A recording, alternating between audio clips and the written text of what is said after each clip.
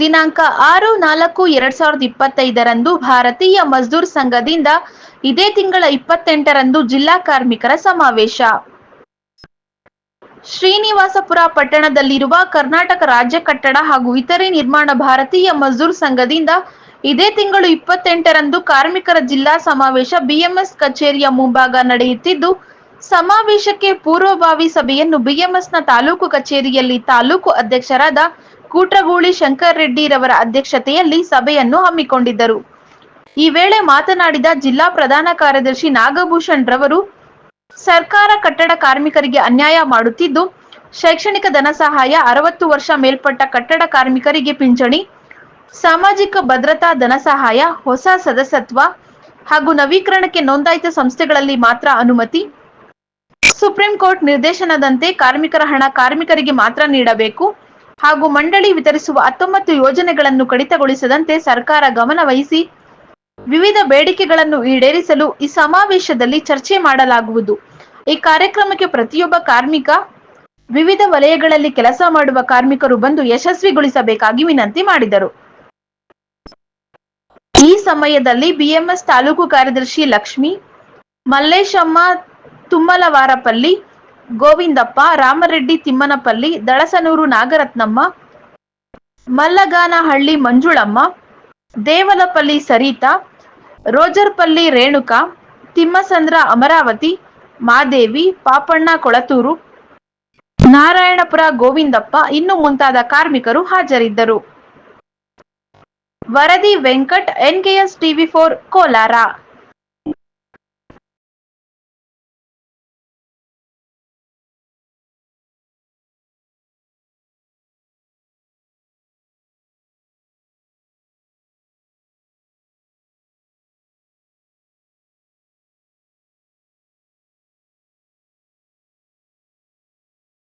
ನಾವು ಗಮನಿಸ್ತೀವಿ 70-80% ಕಡಿತ ಮಾಡಿದ್ರು.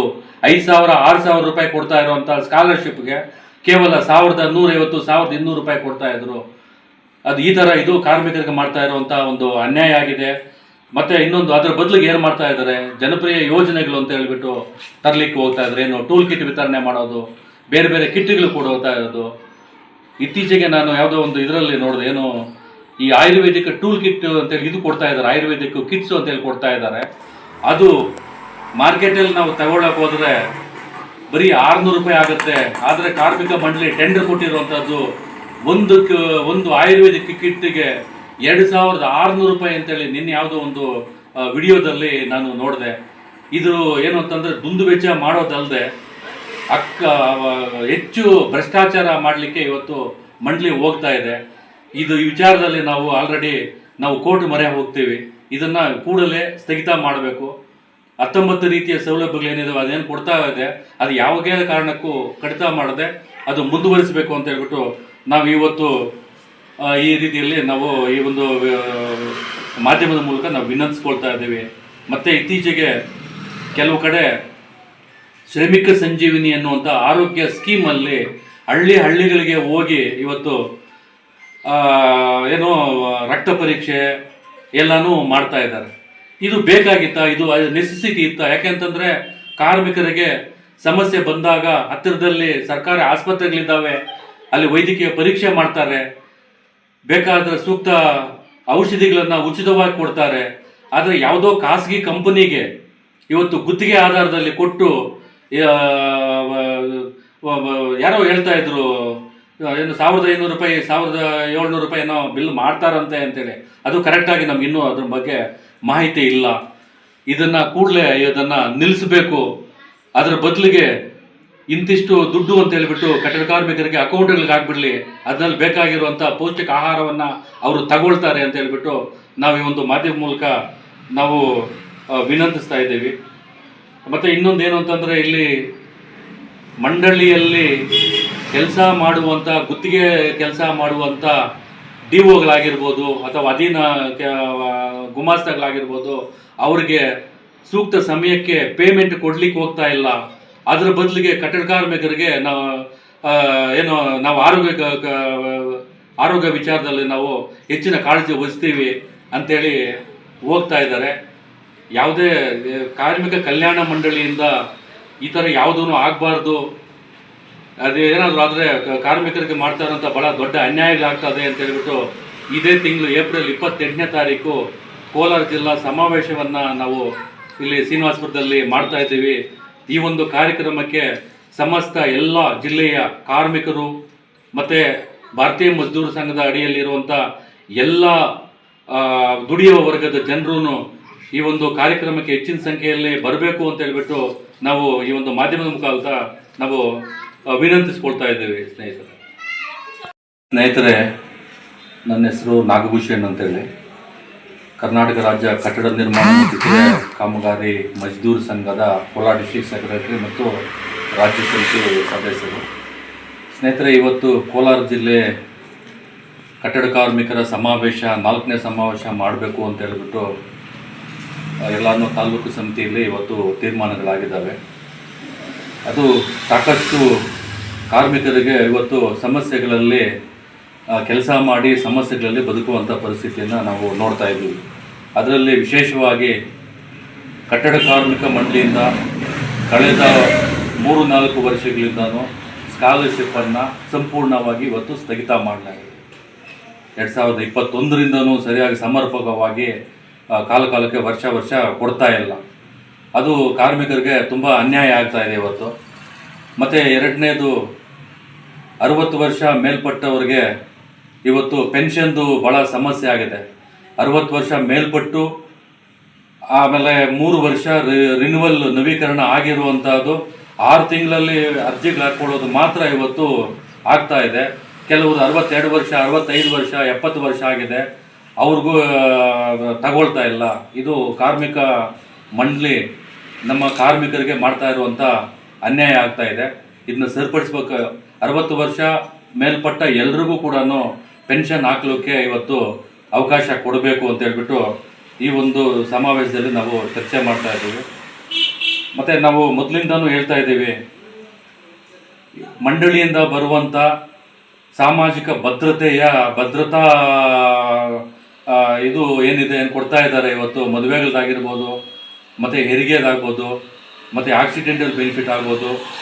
ಇವಾಗ ಕಾರ್ಮಿಕ ಮಂಡಳಿ ಈ ವಿಚಾರದಲ್ಲಿ ಭಾಳ ದೊಡ್ಡ ಮಟ್ಟದ ಅನ್ಯಾಯವನ್ನು ನಮ್ಮ ಕಾರ್ಮಿಕರಿಗೆ ಮಾಡ್ತಾ ಇದೆ. 1 ಸಲ ವೆರಿಫಿಕೇಷನ್ ಮಾಡಿದ್ದಾರೆ, 2ನೇ ಸಲ ವೆರಿಫಿಕೇಷನ್ನು, 3ನೇ ಸಲ ವೆರಿಫಿಕೇಷನ್ನು, ಈ ಥರ ಬರೀ ವೆರಿಫಿಕೇಷನಲ್ಲೇ ಕಳೆದ 6 ತಿಂಗಳಿಂದನೂ ಪಾಸಾಗಿರೋವಂಥವ್ರಿಗೆ ಅವ್ರ ಖಾತೆಗಳಿಗೆ ಇನ್ನೂ ದುಡ್ಡು ಹಾಕಿಲ್ಲ. ಆ ವಿಚಾರದಲ್ಲಿ ಈ ಒಂದು ನಾವು ಭಾಳ ಗಂಭೀರವಾಗಿ ನಾವು ಈ ಒಂದು ಸಮಾವೇಶದಲ್ಲಿ ನಾವು ಮಾತಾಡ್ತಾ ಇದ್ದೀವಿ. ಇನ್ನೊಂದು ವಿಚಾರ ಏನು ಅಂತಂದರೆ, ಈ ವೆರಿಫಿಕೇಷನ್ ಸಮಯದಲ್ಲಿ ಕೇವಲ ಸಣ್ಣ ಪುಟ್ಟ ಸಮಸ್ಯೆಗಳಿದ್ದರೂ ಕೂಡ ಅದನ್ನು ದೊಡ್ಡ ಮಾಡಿ ಇವತ್ತು ನಿಜವಾದ ಕಾರ್ಮಿಕರು ಕೂಡ ಕಾರ್ಮಿಕ ಕಲ್ಯಾಣ ಮಂಡಳಿ ಅನ್ಯಾಯ ಮಾಡ್ತಾ ಇದೆ. ಲಾಸ್ಟ್ ಟೈಮು ಯಾವುದೋ ಒಂದು ವಿಚಾರದಲ್ಲಿ ನಮ್ಮ ಗಮನಕ್ಕೆ ಬಂತು. ಒಬ್ಬ ಇಲ್ಲಿ ನಮ್ಮ ಚೆನ್ನೈಗಪಲ್ಲಿ ಗ್ರಾಮದಲ್ಲಿ ಒಬ್ಬ ಹುಡುಗ ನಿಜವಾದ ಕಾರ್ಪೆಂಟರ್ ಆಗಿ ಕೆಲಸ ಮಾಡ್ತಾ ಇರುವಂಥದ್ದು. ಅವನು ಬೆಳಿಗ್ಗೆ 1 ಅವರ್ ಡೈರಿ ನಡೆಸ್ತಾನೆ, ಸಂಜೆ 1 ಅವರ್ ಡೈರಿ ನಡೆಸ್ತಾನೆ. ಆದರೆ ಅಲ್ಲಿ ಹೋಗಿ ವೆರಿಫಿಕೇಷನ್ ಹೋದಂಥ ಸಂದರ್ಭದಲ್ಲಿ ಡೈರಿ ನಡೆಸ್ತಾನೆ ಅಂತ ಹೇಳ್ಬಿಟ್ಟು ಅದನ್ನು ಕನ್ಸಿಡರ್ಡ್ ತಗೊಂಡು ಇವತ್ತು ಅದನ್ನು ರಿಜೆಕ್ಟ್ ಮಾಡಲಿಕ್ಕೆ ಹೋಗಿದ್ದಾರೆ. ಇದು ಅಲ್ಲಿ ಮಾಡ್ತಾ ಇರುವಂಥ ದೊಡ್ಡ ಅನ್ಯಾಯ ಆಗಿದೆ ಕಾರ್ಮಿಕರಿಗೆ. ಮತ್ತು ಇನ್ನೂ ಬೇರೆ ಬೇರೆ ಗ್ರಾಮಗಳಲ್ಲಿ, ಕೋಲಾರ ಜಿಲ್ಲೆ ಅಲ್ಲ, ಬೇರೆ ಬೇರೆ ಕೂಡ ಏನು ಅವರು ಮಾಡ್ತಾ ಇರುವಂಥ ವೃತ್ತಿ ಏನು ಅಂತೇಳಿ ಸರಿಯಾಗಿ ಮಾಹಿತಿ ಪಡೆಯದೇನೆ ಇವತ್ತು ರಿಜೆಕ್ಟ್ ಮಾಡಿ ಸುಮಾರು 70-80% ರಿಜೆಕ್ಟ್ ಮಾಡೋದ್ರಲ್ಲೇ ಕಾರ್ಮಿಕ ಕಲ್ಯಾಣ ಮಂಡಳಿ ಇವತ್ತು ಕಾಲಹರಣ ಮಾಡ್ತಾ ಇದೆ. ಈ ವಿಚಾರದಲ್ಲಿ ನಾವು ಸೀರಿಯಸ್ ಆಗಿ ಈ ಒಂದು ಸಮಾವೇಶದಲ್ಲಿ ಮಾತಾಡಬೇಕಾಗಿದೆ. ಮತ್ತು ಇನ್ನೊಂದು ಏನು ಅಂತಂದರೆ, ನಾವು 2014ರಿಂದನೂ ಕಾರ್ಮಿಕ ಕಲ್ಯಾಣ ಮಂಡಳಿಗೆ ನಾವೊಂದು ಅಜಿಟೇಷನ್ನ ಕೊಟ್ಟಿದ್ದೀವಿ. ಅದರ ದಾಖಲೆ ನಮ್ಮ ಹತ್ರ ಇದೆ. ಏನು, ಕಾರ್ಮಿಕ ಕಲ್ಯಾಣ ಮಂಡಳಿಯಲ್ಲಿ ನೋಂದಾವಣಿಯಾದಂಥ ಸಂಘಗಳಿಗೆ ಮಾತ್ರ ಹೊಸ ಕಾರ್ಡು ಮತ್ತು ರಿನ್ಯೂವಲನ್ನು ಅನುಮತಿ ಕೊಡ್ರಿ ಅಂತೇಳಿ ನಾವು ಹೇಳಿದ್ದೀವಿ. ಆದರೆ ಕಾರ್ಮಿಕ ಕಲ್ಯಾಣ ಮಂಡಳಿ ಏನು ಮಾಡ್ತಾ ಇದೆ, ಏಕ್ದಮ್ ಅದನ್ನು ಪಬ್ಲಿಕ್ಗೆ ಬಿಟ್ಬಿಟ್ಟಿದೆ. ಸೈಬರಲ್ಲಿ ಎಲ್ಲಿ ಬೇಕಾದರೂ ಲೇಬರ್ ಕಾರ್ಡ್ ಮಾಡ್ಬೋದು. ಅವ್ರು ಕೊಟ್ಟಿರುವಂಥ ಸಾಫ್ಟ್ವೇರ್ ಲೈನ್ ಸೆಕ್ಯೂರ್ಡ್ ಇಲ್ಲ. ಇವತ್ತು ನಾವು ಇಲ್ಲಿ ಬೀದಿಗಳಲ್ಲಿ ನಡ್ಕೊಂಡು ಹೋಗಬೇಕಾಗ ಇವರಲ್ಲಿನೇ ನಾವು ನೋಡ್ತಾ ಇದ್ದೀವಿ. ಯಾರು ಸೈಬರ್ಗಳಲ್ಲಿ ಮುಂದೆ ಬೋರ್ಡ್ ಹಾಕೊಂಡಿರ್ತಾರೆ, ಇಲ್ಲಿ ಕಟ್ಟಡ ಕಾರ್ಮಿಕರ ಕಾರ್ಡನ್ನು ನಾವು ಮಾಡಿಕೊಡ್ತೀವಿ, ಕೇವಲ 200 ರೂಪಾಯಿ, ಕೇವಲ 300 ರೂಪಾಯಿ ಬೋರ್ಡ್ಗಳು ಹಾಕ್ಕೊಂಡಿರ್ತಾರೆ. ಅದು ಯಾವ ಮಟ್ಟದಲ್ಲಿ ನಡೀತಾ ಇದೆ ಅಂತೇಳಿ ನಾವು ಇವತ್ತು ಯೋಚನೆ ಮಾಡಬೇಕಾಗಿದೆ. ಒಂದು ಇವರು ಮಾಡ್ತಾ ಇರೋಂಥ ಉದ್ದೇಶವನ್ನು ಪಬ್ಲಿಕ್ಗೆ ಬಿಡೋದು ಅಂತಂದರೆ, ಒಂದು ನಿಜವಾದ ಕಟ್ಟಡ ಕಾರ್ಮಿಕರಿಗೆ ಅವರ ಭಾವನೆಗಳನ್ನು ಏನು ಗೊಂದಲದಲ್ಲಿಡಬೇಕು. ನಿಜವಾದ ಕಾರ್ಮಿಕರು ಹೌದಾ ಇಲ್ವಾ ಅಂತೇಳಿ ಗೊಂದಲದಲ್ಲಿಡಬೇಕು. ಎರಡನೇದು ಏನು ಅಂತಂದರೆ ಕಾರ್ಮಿಕ ಸಂಘಗಳನ್ನು ತುಳಿಬೇಕು. ಈ ಒಂದು ಉದ್ದೇಶ ಇಟ್ಕೊಂಡು ಕಲ್ಯಾಣ ಮಂಡಳಿ ಇವತ್ತು ಸಾರ್ವಜನಿಕವಾಗಿ ಲೇಬರ್ ಕಾರ್ಡ್ ಯಾರು ಬೇಕಾದರೂ ಮಾಡ್ಬೋದು, ಮೊಬೈಲಲ್ಲಿ ಮಾಡ್ಬೋದು, ಈ ಥರ ಒಂದು ಲೈನನ್ನು ಸೆಕ್ಯೂರ್ಡ್ ಇಲ್ಲದೆ ಕೊಟ್ಟಿದ್ದಾರೆ. ಈ ವಿಚಾರದಲ್ಲಿ ನಾವು ಇವತ್ತು ಸಮಾವೇಶದಲ್ಲಿ ನಾವು ಮಾತಾಡಲಿಕ್ಕೆ ನಾವು ನೋಡ್ತಾ ಇದ್ದೀವಿ. ಸುಪ್ರೀಂ ಕೋರ್ಟ್ ನಿರ್ದೇಶನದಂತೆ ಕಾರ್ಮಿಕ ಕಲ್ಯಾಣ ಮಂಡಳಿಯಲ್ಲಿ ಮೊದಲಿಂದ ಕೊಡ್ತಾ ಇರುವಂಥ 19 ರೀತಿಯ ಸವಲತ್ತುಗಳನ್ನು ಯಾವುದೇ ಕಾರಣಕ್ಕೂ ಕಡಿತ ಮಾಡದೆ ಅಷ್ಟೊಂದು ಕೊಡುವಂಥ ವ್ಯವಸ್ಥೆ ಕಲ್ಯಾಣ ಮಂಡಳಿ ವತಿಯಿಂದ ಆಗಬೇಕಾಗಿದೆ. ಇವತ್ತೇನಾಗಿದೆ ಅದರ ಪರಿಸ್ಥಿತಿ? ಸ್ಕಾಲರ್ಶಿಪ್ ಕೊಡ್ತಾ ಇಲ್ಲ ಮಕ್ಕಳಿಗೆ. ಬಡ ಕಾರ್ಮಿಕರು ಎಷ್ಟೋ ವರ್ಷಗಳಿಂದ ನಮ್ಮ ಮಕ್ಕಳಿಗೆ ನಾನು BMS ತಾಲೂಕು ಕಾರ್ಯದರ್ಶಿ. ಸ್ನೇಹಿತರೆ, ಇವತ್ತು ಭಾರತೀಯ ಮಜದೂರ್ ಸಂಘದ ತಾಲೂಕು ಸಮಿತಿ ಸಭೆಯನ್ನು ಕೊಟ್ರಗೊಳಿಗಿ ಶಂಕರ್ ರೆಡ್ಡಿ ಅವರ ಅಧ್ಯಕ್ಷತೆಯಲ್ಲಿ ನಡೆಸಲಾಯಿತು. ಈ ಒಂದು ಸಭೆಗೆ ಜಿಲ್ಲಾ ಮುಖಂಡರಾದ ನಾಗಭೂಷಣ್ ಎನ್ ಅವರು ಹಾಜರಿದ್ದು ಸೂಕ್ತ ಮಾರ್ಗದರ್ಶನ ನೀಡಿದರು. ಈ ಒಂದು ಸಭೆಗೆ ಗೌರವ ಅಧ್ಯಕ್ಷರಾದ ಮುನ್ಸ್ವಾಮಿ, ಪಾಪಣ್ಣ, ಸರಿತಾ, ರಾಧಾಕೃಷ್ಣ, ಮಲಗಾಲಹಳ್ಳಿ ಮಂಜುಳಮ್ಮ, ಅಶ್ವತ್ಥ ಮತ್ತು SM ವೆಂಕಟೇಶ್ ನಾಯಕ್ ಅವರು, ಕಮಲವಾರಿಪಲ್ಲಿ ಮಂಜುಳಮ್ಮ, ಹಲವಾರು ಮುಖಂಡರು ಈ ಸಭೆಗೆ ಹಾಜರಿದ್ದರು.